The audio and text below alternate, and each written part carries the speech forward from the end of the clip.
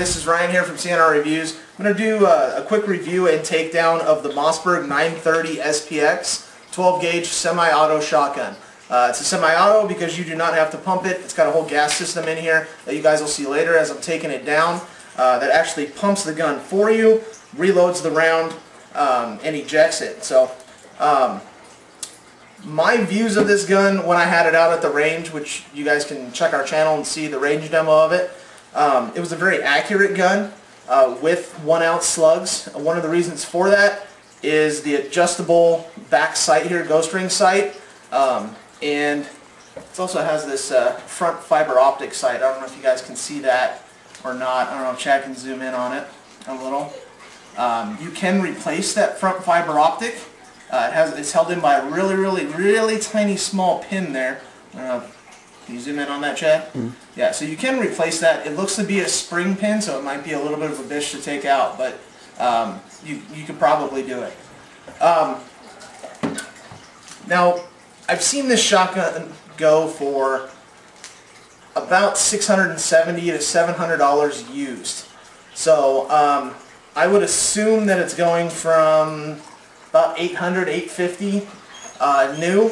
I believe my friend paid about $800 to $850 for it, and for a semi-auto shotgun, that's a pretty good price, I think. It's about double what you would get, what you would pay for a Remington 870 full-on tactical version. So it depends on what you want. If you're physically disabled where you can't pump the shotgun, this would be a very good alternative for you. It is still, though, cheaper than the Benelli Supernova. Yeah. But if you're going to get a gun in this range, if you really like that type of shotgun style, your other option is the Sega 12. Yeah. You could find those for $600 to $800, and then you have an entirely different whole system that you can go into.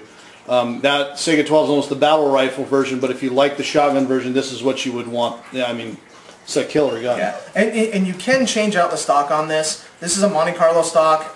You can put a pistol grip stock on there. I think you can also put a Knox Spec Ops stock on there, either the recoil reduction one or the non-recoil reduction one.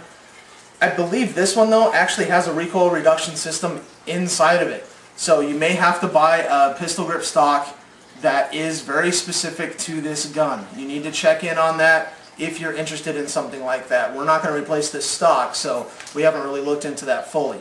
I'm going to start on the takedown here. It's really simple once you actually know how to do it.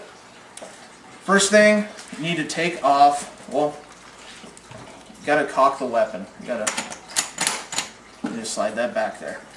You want to make sure that that is cocked. Now, there is a load or like a trigger cocked indicator, or like a that the gun is actually charged, and it sticks out right there. It's just this little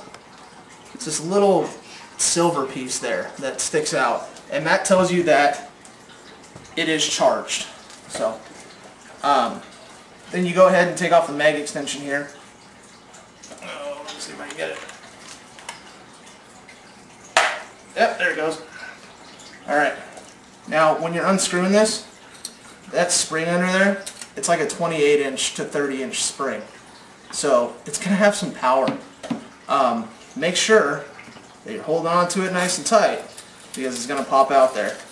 Alright, release it nice and slow. You can pull your spring out, set that to the side. If you want to leave it in your mag extension, that's fine too, or you can just put your mag extension over. Then you can slide off your fore end. Slide it off like that. And then you get to the gas system that's in here. As you can tell, it's all nice and pretty, and you got the springs and stuff like that. At this point, you can take your barrel off. So what you do is you just kind of pull on the barrel. You're going to see some other things move in there too. You just pull the barrel off. There is a sleeve in here that you can take out. Oh, Jerry, I don't think he's ever taken this thing out, so it's not coming out right now. But this part sometimes will stay. Oh, here it goes. Alright. Yeah, that's pretty dirty. Sometimes that will stay on the magazine tube. Other times it will get stuck in the barrel here like it just did. So I'm actually going to put that back in there because he needs to oil that. Look at that thing. Ugh, gross. Alright, so I'm going to set the barrel over to the side. Take a hit, Jerry. Yeah. The next thing is there's this little spacer here. You can pop that off. When you put it back on, it really doesn't matter which way. You can take, this is like an actual guide. It's like a barrel guide. And I'm not exactly sure what this is called, but it does guide it in here. It actually goes into the receiver. The barrel sits on top of it. You got your spring here, and you got this little thing right here. It's like a little gasket. Now, when you put this back on, make sure there's a lip on this. You want to make sure that that lip is facing the receiver like that, so when you slide it on, it fits underneath the receiver there. Alright, so that is the basic takedown. Now I'm going to take out the firing pin. Okay? Now the way you do this, you hold on here, you press down your release, which is right here, and you slowly let this forward.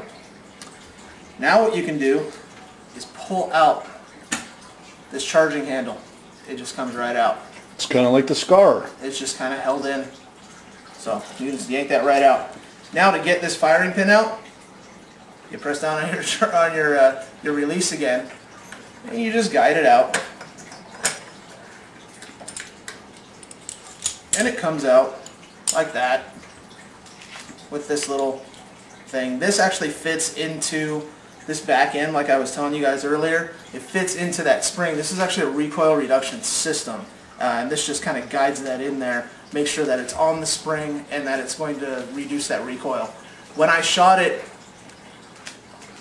it didn't reduce a whole bunch of recoil, but it still felt better than an 870 with Magnum buckshot and a Nox Spec Op stock.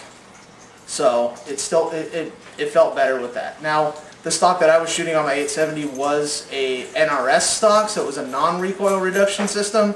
It didn't have the spring system in there, and this kind of felt a little bit better, but not noticeably better. So your firing pin does come off of that. There's just your little carrier there. So when you're putting this all back together, you can take out your trigger here by just punching these pins out. You want to make sure that it is charged though before you take this out. I've heard of guys taking it out when it's not charged and a whole bunch of pieces come out, and that's not a good thing if you don't know what you're doing. So make sure that it is charged, and you can tell that by the little charging indicator here before you take the trigger group out. Okay?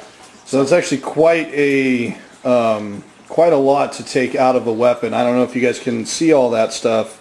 Yeah, it's a little bit more than that's a daunting takedown. You definitely, and this is the takedown to actually get that weapon clean. Yep. This would be the basic takedown for that. So yep. Be aware of that. Ryan, you want to toss that back together? So I'm going to put it all back together. Take your firing pin, put it on your carrier. Now what you do with this when you're putting it in here, whoops, there goes my follower. That, by the way, that comes out too. It's not something that you really have to worry about. If you're going to clean your magazine tube, worry about taking your follower out. It's actually a pretty nice follower compared to, ooh, it's metal. It's nice compared to the piece of crap little orange plastic thing that you get with the Remington 870. So this is actually, this is a nice follower. Wow, I might steal this from him. See if I can put that in my 870. But the way you put that back in is you just slide it back in the magazine tube there. Just, boop, there you go. So I'm going to put this back together. What you want to do, you put that on top of the carrier, and you just take the whole thing and you put it inside. And what you do is you have to line it up with these grooves here. Make sure that it's nice and flush.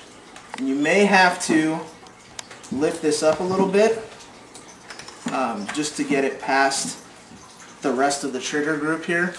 And once it's past that, it should line up.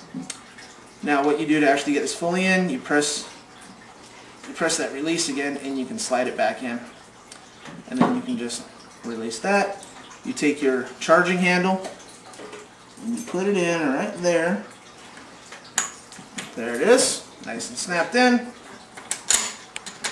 And lock it back. Remember to lock it back. It makes it a bunch easier. Is there a specific way it locks back? No, you just pull it back. Pull it back all the way and it'll lock back. Okay, cool. So, and then to release it again, you just kind of hold on to it, pull it back a little bit, press your release, and it'll come forward. But to do the takedown, you just bring it all the way back. Don't press anything, just bring it all the way back, and it'll lock. So, then we're going to take that gasket again. Remember the lip towards the receiver. Take your spring, really doesn't matter which way you put it on. And then you take this carrier here for the barrel and the gas system here. You make sure that you put these little rods here towards this. Now when you put your barrel on, these are actually going to slide into the receiver like that. I don't know if you guys can see that, but they do slide in there. Put your spacer in. Okay, now you're ready for the barrel. The barrel goes on. Now remember, this little guy right here, this little gasket, it might stay in, so if it came out, you got to put it back in. And just like I did it before, it's pretty easy. Like there's a clear gasket part that you can put on there. You just need to oil that, and you just slide it in like that. So let's put that in here. Let's get this all lined up here.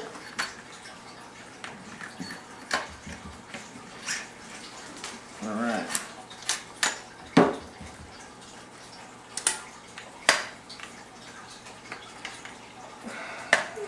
Alright, everything's seated. Just want to tip it up, make sure it's all seated nicely. Take your forend. Slide that on. Spring. And then you take your mag extension here. Make sure everything's